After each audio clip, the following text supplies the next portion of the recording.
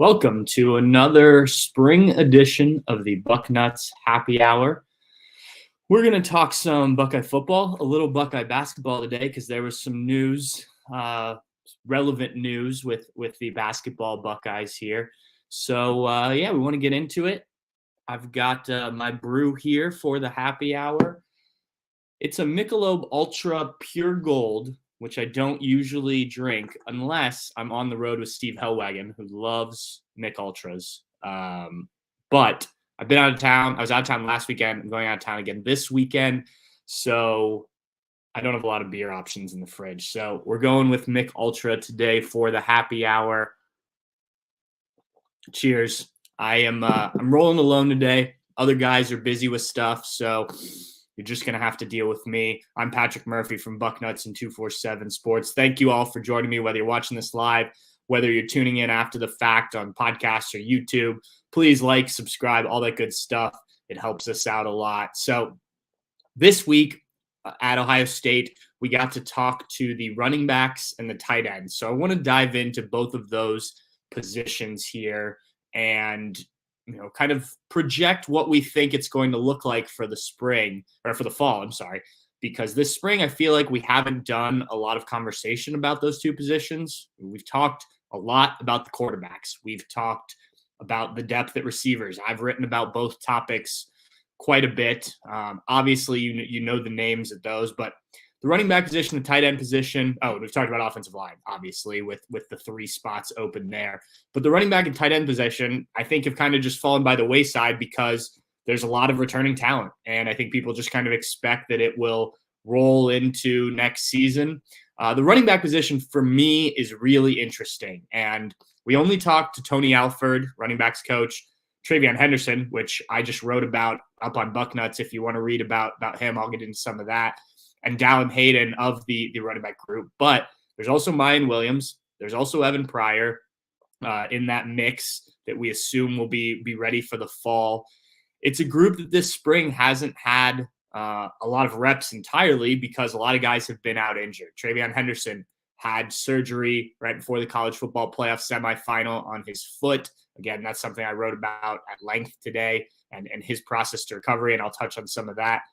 Mayan Williams has been sort of in and out. We saw him do some stuff a few weeks ago, and then last weekend he was out with a minor injury. When we were there before the interviews, he wasn't in pads.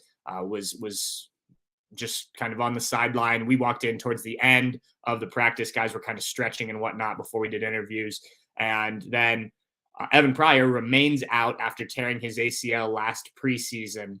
So you only really, of the scholarship guys, and even TC Caffey out right now with an injury, of the scholarship guys, it's really just been Dallin Hayden and Chip Trainum. And let's remember, Chip Trainum, we'll just start with him, came over from the linebacker group. Now, this is a guy who had played running back before. You all know the story probably by now. Played at Arizona State, was recruited by Ohio State, actually, but they wanted him to play on defense.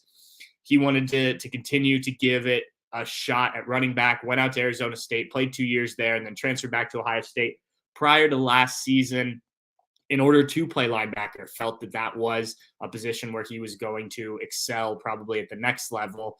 And then as the season played out, Chip Trainum, because of injuries to other guys, ends up back on the offensive side of the ball. He was working at running back before he actually got in at running back and didn't really have a big impact on the Ohio State running back room statistically. Only 15 carries for 92 yards. Most of that came late in the year. But an interesting guy, I think. And I was disappointed we didn't get a chance to talk to him because I think he's really good in those interview settings this week.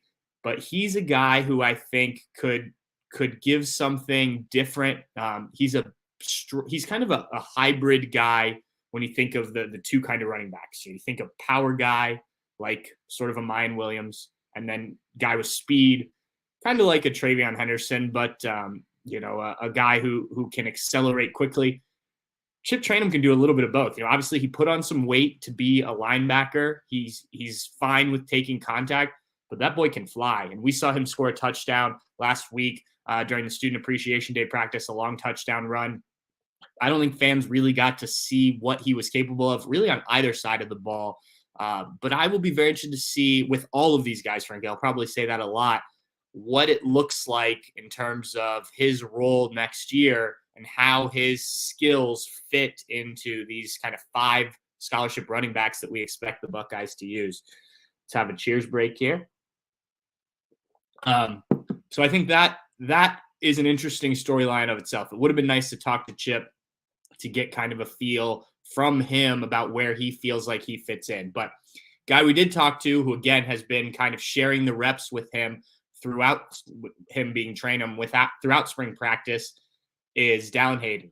And fans got pretty well acquainted with Dallin Hayden at the end of last season. He finished the year with 111 carries, 553 yards, and 5 touchdowns. Second most carries on the team, and then third for rushing yards and rushing touchdowns. This was a guy who, coming in, I don't think most people, including probably the coaching staff at the start of the year, expected to handle nearly that much of the workload. Look, he came into last season with Mayan and Trey, and right before the season, Evan Pryor, before he gets hurt. Those were expected to be your 3 guys. And then you had a 4th guy in Dallin Hayden, who I think a lot of people expected, okay, maybe he'll get in 3 or 4 games late. Maybe he redshirts. He's got to work his way into a role. He was a guy that I think people projected for down the road a little bit.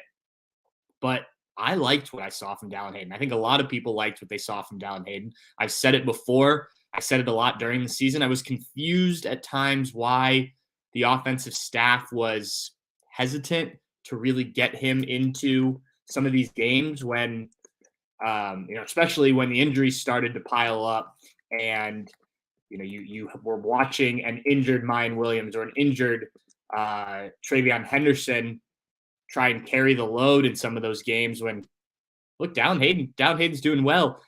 He played in some of the earlier games, had decent amount, but really it wasn't until Indiana, 33 snaps against Indiana. Maryland was where he had 43 snaps. Didn't play a ton against Michigan, and then 33 snaps against Georgia.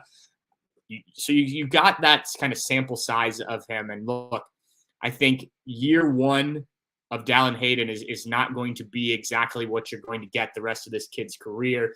He told us he's put on weight, good weight. He's playing, he's right now close to where he hopes to be for the season at 205. He thinks that will help him in terms of handling the physical load that playing in the Big Ten requires. That's a guy who I think, coming out of high school, just some guys come in ready to go, right? And I think Dallin Hayden showed he was ready enough to go, but like physically, was an important offseason. So it was good to hear that he has taken that, taken that workload and adjusted in terms of the way he is carrying himself physically. I think he has a different attitude after a year, not even a year. He came in the summer of last 2022. So not even a year in the building, but he's carrying himself differently. I think there's a different level of confidence with a guy like Dallin Hayden now that he has a good amount of experience, played in, what was it here? I think 8 games, if my math is correct. 1, 2, 3, 4, 5, 6, 7, 8, 10 games. Sorry, 10 games last year. So got plenty of experience, played in some big games, as I mentioned, played in that Peach Bowl game against Georgia. So that's a guy that I'm, again, excited about because of what we saw from him last year. But what does that role look like if, let's say Trayvion Henderson's healthy, Mayan Williams is healthy, Evan Pryor, we really haven't seen Evan Pryor. Where is the role for a guy like Dallin Hayden, who I think is a very talented back, but just may get caught up in the wash a little bit here if he, if everyone's healthy, that is. So those are the 2 that have done a lot this spring. I thought at the Student Appreciation Day, I'm sure you've read about it, Dallin Hayden, and I wrote a little bit about those 2, him and Chip Trainum last week. I thought Dallin Hayden looked impressive, had some good runs, and nothing that blew you away, but made some good moves, picked the right holes, hit the holes.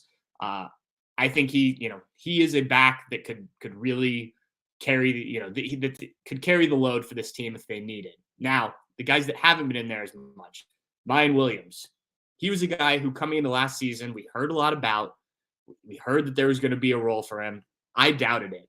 You can ask Dave Biddle, and I had kind of a ongoing joke throughout the season based on some of our preseason long shot bets. I didn't expect Mayan Williams to have the workload that he did. He ended the season with 128 carries, which is the most on team. All of these are the most on team. 825 yards and 14 touchdowns. Now, for the Buckeyes, especially the way that we've seen running backs perform the last several years, those numbers are good. 14 touchdowns is certainly good. Not great, though. Now, like really everybody in that room, Mayan Williams was dealing with injuries throughout the season. He missed 2 full games, both the Michigan State game and the Maryland game. Only played 5 snaps against Georgia and 5 snaps against Penn State, 15 snaps against Wisconsin. So we didn't even get a full season of Mayan Williams. I think if he had been able to stay healthy, those numbers jump up a bit. Of course, some of the reason he had as big of a workload as he did was Trayvion Henderson also dealt with injuries last year. That's the one that I'm really interested in, because the reason I kind of doubted Mayan Williams didn't have anything to do with Mayan Williams' ability. I thought he was a talented player. But to me, Trayvion Henderson, let's flash back to the 2021 recruiting class, the number 1 running back in the country. Then he doesn't play high school football his senior year because he's from Virginia and they didn't have it because of the COVID pandemic. You get Trayvion Henderson in as a freshman and he rushes for 1,200 yards and has 19 total touchdowns. He is one of the more special players. And that was sometimes not playing in second halves of games. If Trayvion Henderson could stay healthy, and this is what I said going to last year, I was convinced there's no reason to take carries away from him, to take him off the field. I thought he could do a little bit of everything. I thought that, this is a guy, why not have him be your bell cow back as long as he can sustain it? Now, I'm not in the building every day. Tony Alford sees these guys, and he made the decision essentially to go with co-starters, Mayan Williams and Trayvion Henderson. The first couple games, it worked out pretty well. You look at the snaps between the two of them. Trayvion Henderson had 43 to Mayan Williams 28 in the Notre Dame game, but 27 and 21 in favor of Mayan Williams against Arkansas State, and then Toledo, which is the game that Trayvion Henderson ended up getting hurting his foot, 25-8. But when those two played somewhat equal amount of snaps, and it really only happened early on, I think you saw what Ohio State was trying to do with these two running backs, and I think it was working. It's unfortunate that both of them dealt with injuries, especially Trayvion suffering that foot injury so early in the season. But I still think Trayvion's the most talented back on this team, but I think they found a nice mix there of balancing the two and kind of how they want to use them. Like I mentioned, I wrote about Trayvion earlier today. He is coming back from this foot injury, and we didn't really know much about it until really talking to Trayvion the other day. He said that it was let me find the exact name here, the sesamoids in his foot. He fractured that in the third game. He said when they had the x-rays done, it looked like, I guess that's 2 bones in the foot. Because it had fractured, it looked like there were 3. And from my brief research on what that is exactly, it's these 2 bones located in the ball of the foot right underneath the big toe joint. And it's really important when you push off.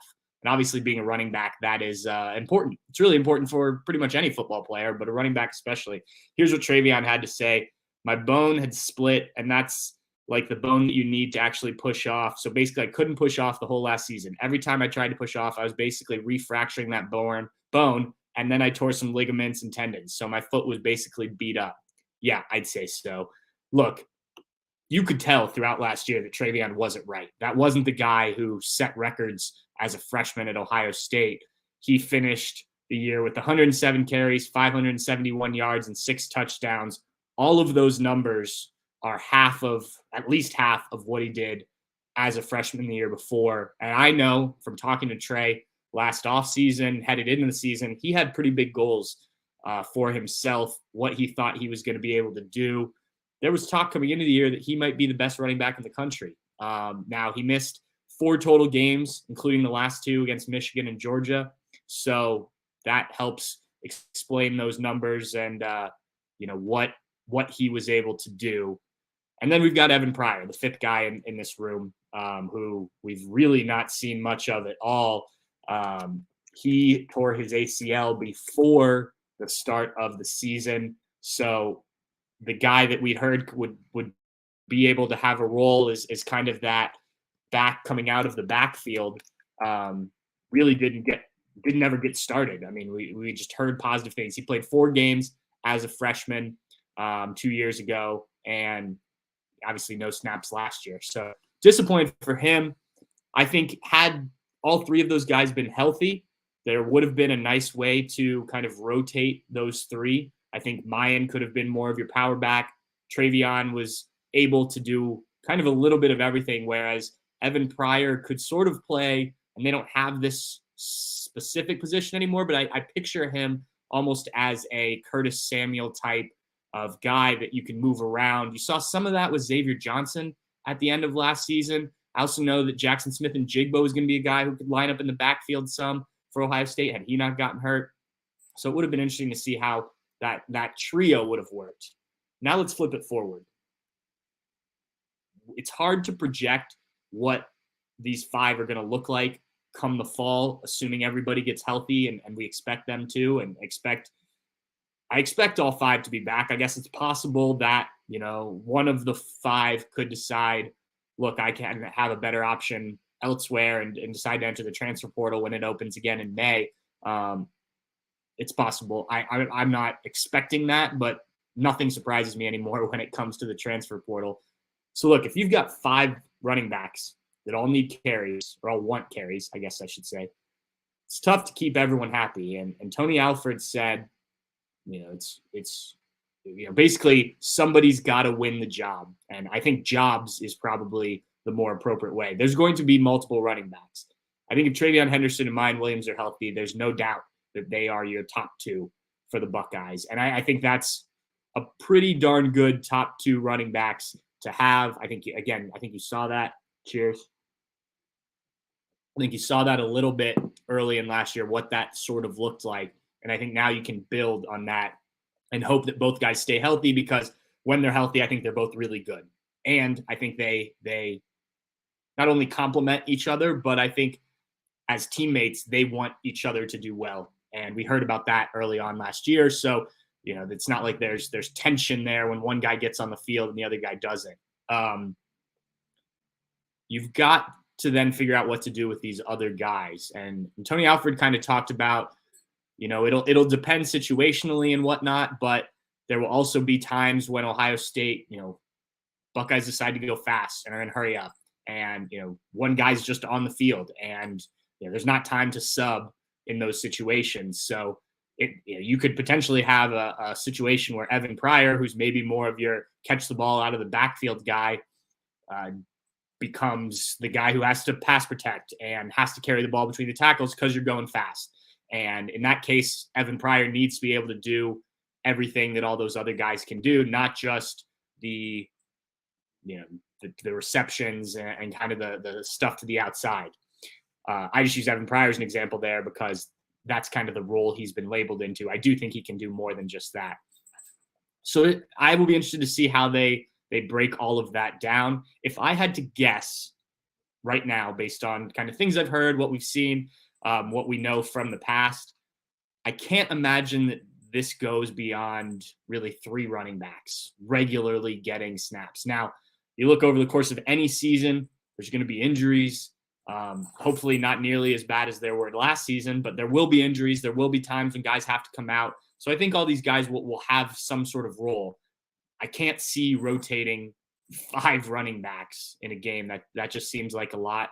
But what I will say is I don't think Buckeye fans should be worried about the running back position in particular. There just hasn't been a ton of talk about it because there hasn't been a lot to cover with only 2 guys this spring. I think as we get into fall camp, we see some of these other guys get back and healthy. I think that becomes a bigger story, especially if you can find an offensive line that you're comfortable with. And with a first-time starting quarterback, the running back can be his best friend. If you have any questions, I'm going to transition here to tight ends. But if you have any questions you want me to answer towards the end of the show, revolving around the Buckeyes, you're watching this live, feel free to throw them in the chat there. I'll try to get to some of those. If you have any comments about what we're talking about, I'll also try and throw some of these up here. Got the Oracle that says Mayan Williams is 3-star and is not good to great. If he was, he should have left this year. Well, he was hurt right now or last year. So I don't know if I agree with that. Yeah, he was a 3-star, but these guys develop. Mine was pretty darn good last season when healthy. Mike Schaefer says ideal playing time distribution: Henderson 40%, Williams 30%, Hayden 20%, prior passing downs, chip short yardage. Maybe, yeah. I mean, maybe they, that has some logic to it. I just don't know. I don't know if you need all 5 of those guys. I mean, Henderson can do a lot of the things that Hayden and Pryor can do. We've seen him catch the ball out of the backfield previously.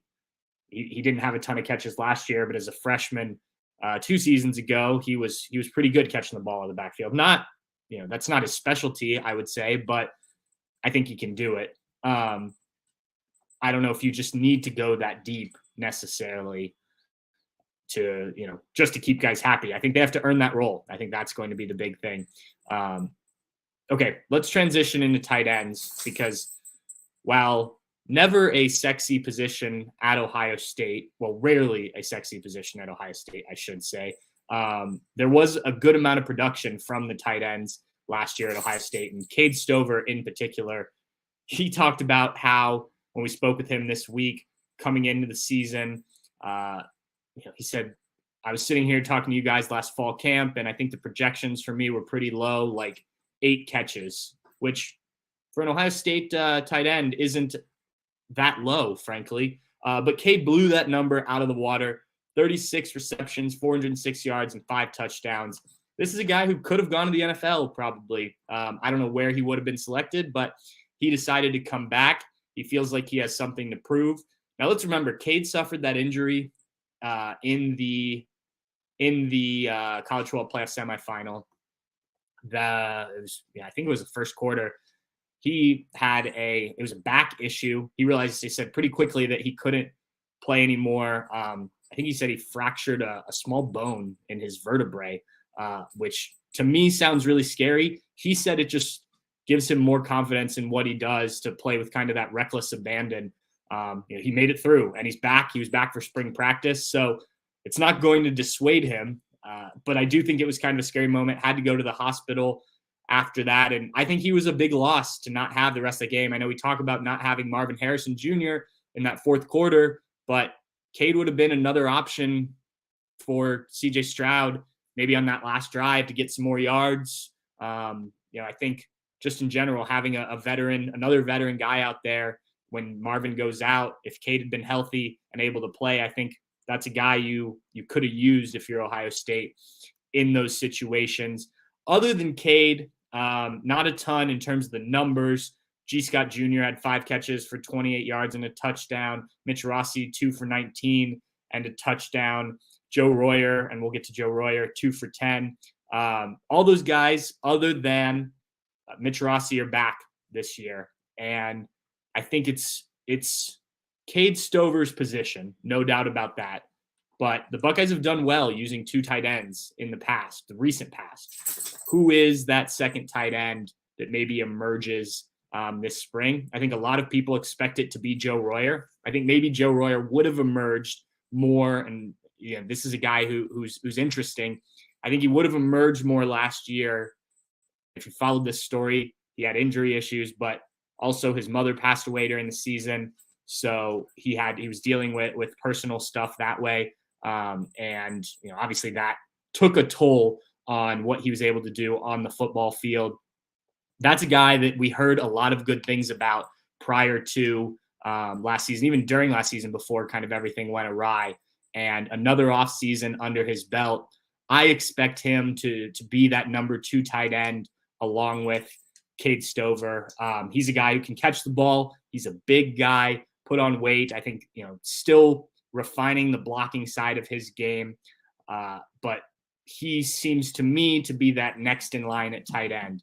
And then you've got, okay, where's G. Scott Jr. in his kind of development, his transition from when he was a wide receiver to now? What part of the process is he in terms of that? And we'll see. For me, it's kind of a wait and see it type of situation with G. Scott. He's going to have to show it. We've seen some good things from him in practice. There was one play during one of the scrimmages where he took a big hit made a nice reception over the middle, took a big hit, and you thought maybe for a second, oh no, like, is he down? He pops right back up, gave like that first down sign. You could tell that it wasn't comfortable, and that he'd been knocked around a little bit on that hit, but good to see him pop back up. And I think he realizes that this is a big off season for him to kind of prove himself in that room. You've got a number of young guys who I think probably don't feature a ton this season. It's, they say this a lot about the tight end position. And when we talked to Keenan Bailey this week, he used this term a lot of it being a developmental position. And usually, as we've seen in the past, it takes a couple of years for guys to really evolve into the player that they might be. You've got beyond the three that I mentioned, Bennett Christian, who's a sophomore, Sam Hart, who's a junior. We've seen a little bit of both of them, but not a ton. And then freshman Jelani Thurman is an interesting one, maybe for this year, but certainly going forward, just based on his physical attributes. He's 6'6", so the biggest tight end on the roster. Already a freshman, 253 pounds. If you've seen Jelani Thurman, and he was at Ohio State's practice ahead of the Peach Bowl game, standing on the sidelines watching because he's from Georgia. If you've seen him, he just looks the part. He looks like an NFL style tight end that could be a difference maker for Ohio State. I don't know how quickly it happens. There were a lot of questions for Keenan Bailey about Jelani Thurman, and he talked very positively about him in terms of the way he's handling things off the field, the meetings, learning the game at this level. He made the point, and I thought this was really interesting for Keenan Bailey. First of all, he's coached both wide receivers and offensive line as a GA at Ohio State. So he has experience in both. But as a player that comes in, you're playing tight end, you have to learn to be, and this is his example, Garrett Wilson, but you also have to learn to be Paris Johnson. You have to have the receiving side of it, but you also have the blocking side of it. And a lot of high school tight ends do one or the other. He made the point that Jelani Thurman's coach in high school, why not line him up out wide and just throw fade routes to him? Because as I mentioned, he's 6'6", 253 pounds. It's a mismatch. You don't need him in there blocking. So now that he's left high school, as in college, he has to evolve into that role of being a true collegiate Ohio State tight end. I think that there's something special there. I just think that it will probably take some time. So if I'm kind of projecting with the tight end spot, it sounds to me in talking to Cade Stover like he expects another big season. Whether he gets 36 receptions again, I don't know. That was the most in quite a while for Ohio State. I wouldn't put it past him, though. This is a guy who's, just over a year ago was playing linebacker for the Buckeyes in the Rose Bowl and came back and put together a great year at tight end. I think it's big for the Buckeyes that he came back. They were talking about having to find a transfer portal tight end. I think the fact that you've got a guy who's experienced in the program back for another season is important. I think he'll build on it. Whether the numbers show that he did better than 2021, maybe not. Buckeyes have a lot of weapons, a lot of mouths to feed, but he's a reliable guy. His blocking did fall off a little bit last year, but I think that that had more to do with him dealing with some injuries than him not being a blocker. I think that's actually his strong suit, and he's developed into a pass catcher. And then how much are they in two tight end sets? It's you between Ryan Day, Brian Hartline. I would imagine that is less than it has been in the past, depending on how much say Brian Hartline has. Knowing Brian Hartline, I think he would like to keep as many receivers on the field as possible. But I do think the Buckeyes are going to do whatever's best for the offense. I think having a guy like Julian Fleming, the wide receiver, who can do some of that blocking stuff, makes it easier to not need to go to 2 tight ends at times. But I do think that Joe Royer has a place in this offense this season. I like what he can offer. He's another big body, 6'5", 252. So not far off from Jelani Thurman. He's been in the program now this is 4th season. So there's a lot to like with him. We just haven't, given these situations, we haven't seen a lot from a guy like that. So if I'm projecting, those are the 2 guys that I think probably are on the field the most if everyone stays healthy. Cade Stover and Joe Royer. I think G. Scott probably has a role as well. Look, he's a weapon.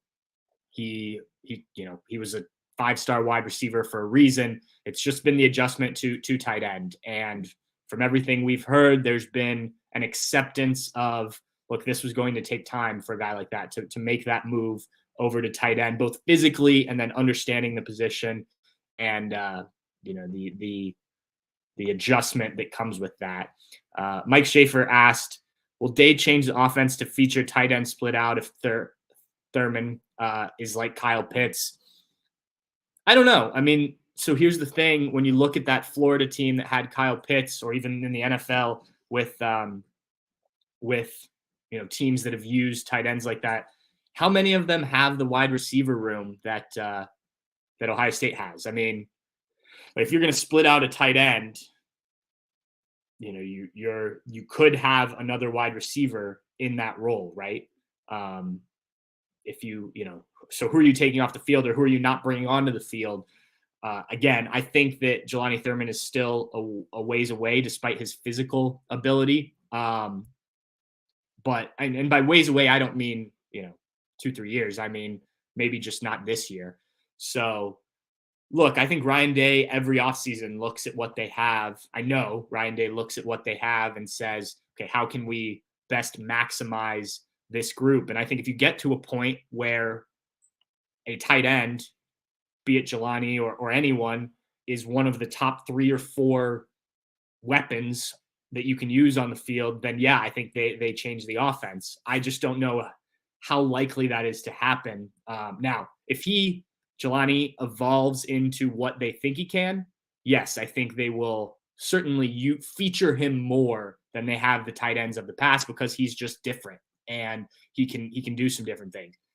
That doesn't necessarily mean that they will change the offense, because I think the offense, it hasn't been the issue for Ohio State, right? Throwing the ball, catching the ball hasn't been a problem. But yes, a player like that, I certainly think the Buckeyes will use him once he's ready to be on the field and be able to do everything he needs to do when that time comes. I want to look at some of the guys, and if there are players you're interested in, please throw them in the comment section if you're watching this live. Some of the players who have been hyped up this spring that maybe you haven't seen a ton of, and kind of decide whether or not this hype is real. We've seen a lot of guys in the past in spring practice that the buzz is great, and maybe they have a really big spring game and they had some good practices that people saw, and then you just never hear from them again, or they just don't, for whatever reason, materialize on Saturdays in the fall. And I think there's been less of that recently, but you still see it from time to time. The first guy I want to talk about, and if you read The Boarding House on Bucknuts today, you saw something about this, and this is what got me thinking when I read that. The freshman wide receiver, Carnell Tate. And Carnell Tate 2 weekends ago, and I wrote about him just a few days ago. Carnell Tate had his black stripe removed. He was the first freshman, the only freshman thus far to have his black stripe removed. And I believe that's the earliest a freshman has had a black stripe removed since they've been doing that at Ohio State. Not all freshmen enroll early, obviously. And it's been it's been a more popular thing to enroll early and be there for spring ball. So, but it tells you something about what Carnell Tate's doing. And then last weekend, Student Appreciation Day, he's running with the ones. He had some really nice catches.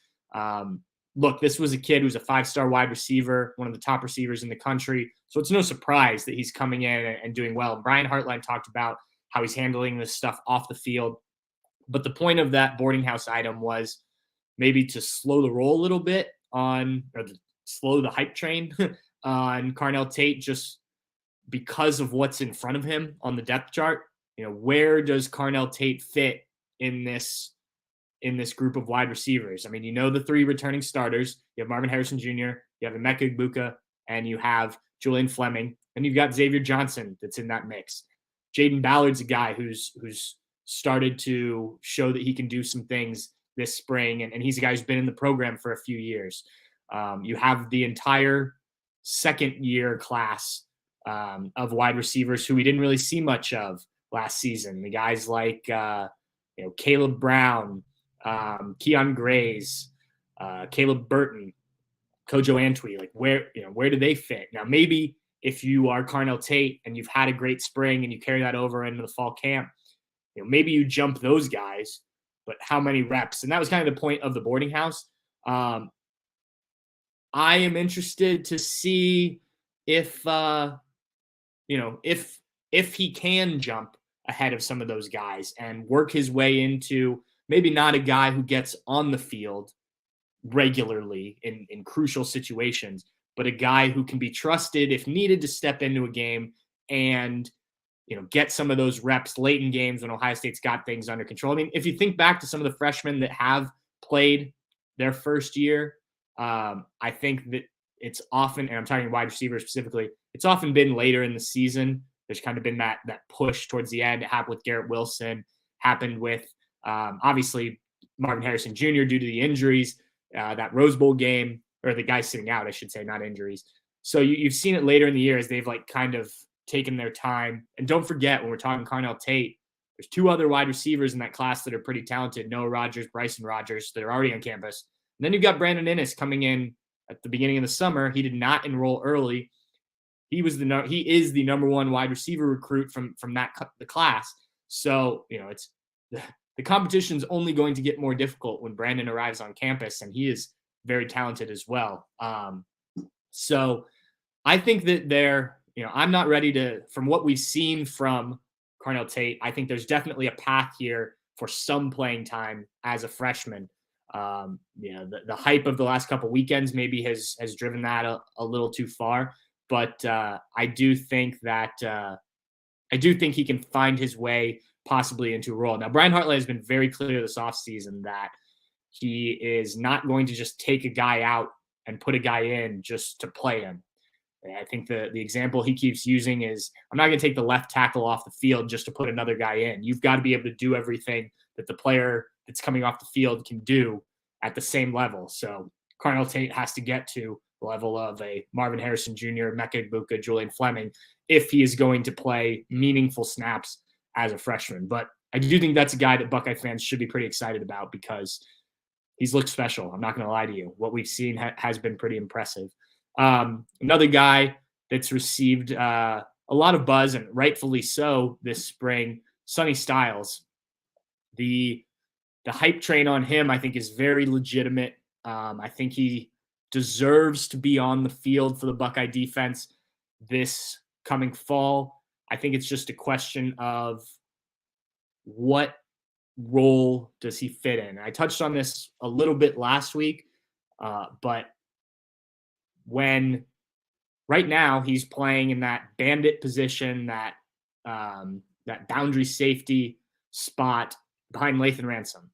And Perry Eliano, the safeties coach, said, they don't want him working in a bunch of different spots right now because they want him to focus and get good at something, get good at a position. So if he's playing behind Lathan Ransom, and this is only spring, so things can change, does he pass Lathan Ransom, a guy who played pretty well last season and, was coming off a broken leg and is probably going to be better this year? I don't know. If he doesn't, Can you move him to the adjuster position where Josh Proctor is repping with the ones? Is that a spot?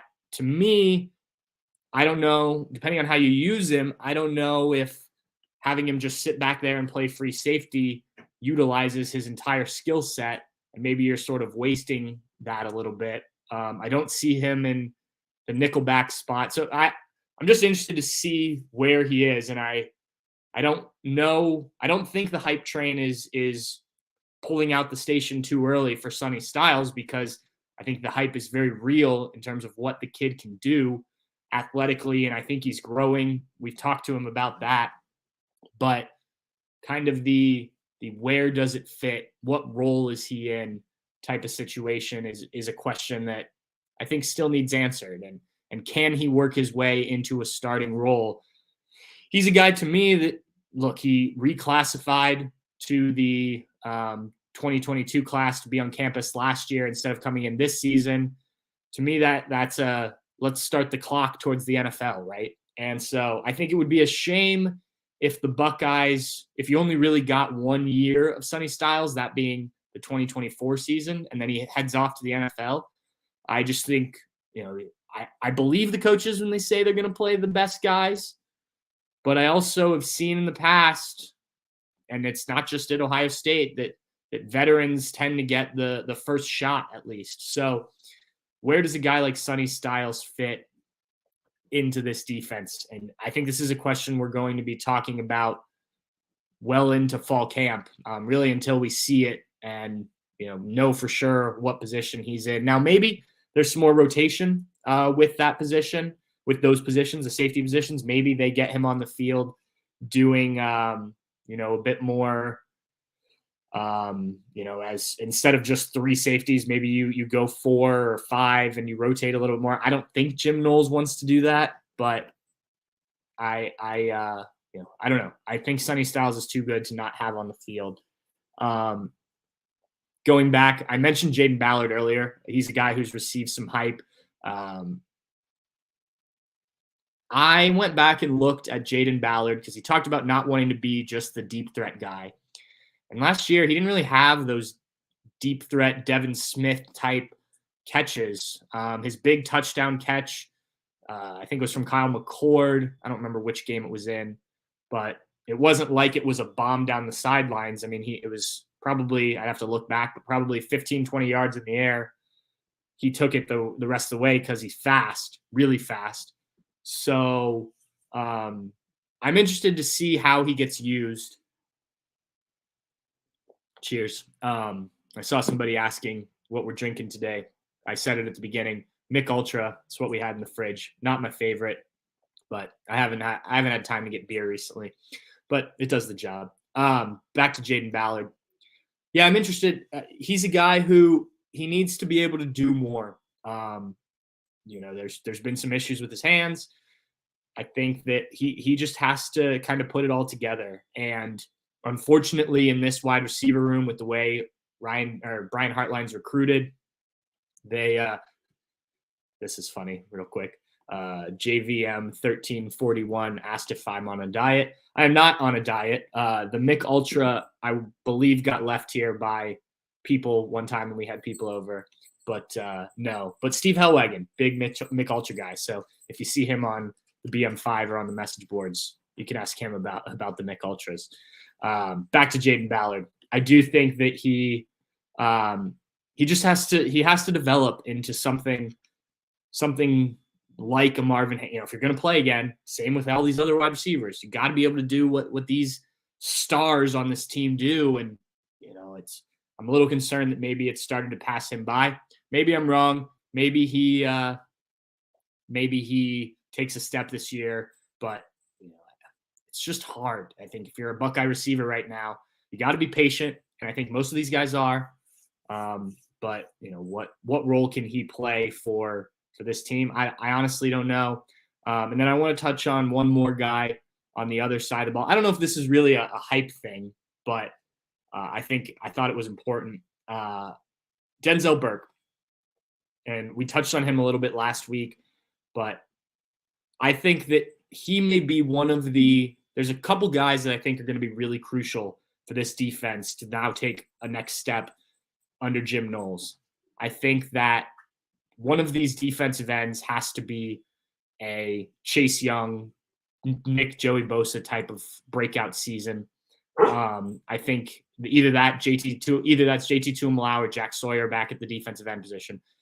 But I think Denzel Burke at corner, if he can get back to kind of that level that he was at when he was a freshman, playing at an All-American type level, I think you'll see him start to excel. I think this defense will be significantly improved. That, if you can shut down one side of the field with one of these cornerbacks, I think you're in a really good spot. And that's something the Buckeyes weren't able to do last year. Some of that had to do with Denzel Burke being injured. Some of it had to do, I think, with just kind of some stuff he was dealing with. I think you saw at moments that he can be that top level corner that we saw. If he can be the lockdown corner that the Buckeyes have had in the past, the secondary can take a jump. And then I think, whoever's the other corner, whoever's the other whatever, you've got the right kind of ingredients there. So I think Denzel Burke is a guy who, while not a lot of hype surrounding him right now coming off the year, I think he's a guy that has to take that next step, become that next, potentially first round draft pick for the Buckeyes. And I think he's got some help. I think a healthy Jordan Hancock really helps things out. I think the fact that you brought in Davison Igbinosun helps him out. It's not going to be all on Denzel Burke. And then how do some of the younger guys develop? But I think that, and I'll probably talk about the secondary on nearly every podcast between now and the beginning of the season, because it's going to be crucial. We obviously saw that last year. But I think Denzel Burke is going to be a big part of that. And, he will help decide where this defense goes. You can probably hear my dog barking in the background. Apologize for that. She's been trapped inside all day because they're working on our backyard. So she just wants to go outside. She's just sad. She probably has to go to the bathroom, but or she's upset about the Mick Ultra as we had in the comments. Which, look, I'm just doing what I can here. All right. So that's really what I wanted to hit on today. She's really getting into it. She just wanted to be on the happy hour. We had Dave's dog on last week, so she just wanted to make her appearance. We're going to wrap it up here.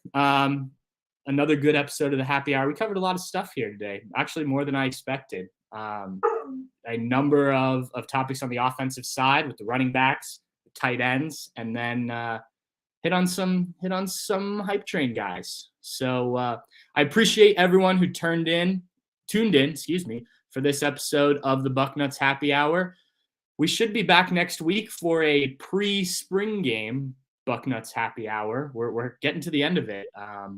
The spring practice has gone by very quickly. But anyway, Buckeye fans, thank you for tuning in, whether you watch this live or you listen to it after the fact. Like, subscribe on our YouTube page. We've got a ton of videos up there from interviews and whatnot. And obviously this goes out on there. And if wherever you're listening to this, please subscribe to the podcast. All that stuff really helps us. Appreciate it, guys. There will be plenty more in this last week of spring upcoming. Stay tuned to Bucknuts 247 Sports. I'm Patrick Murphy, and cheers, Buckeye fans.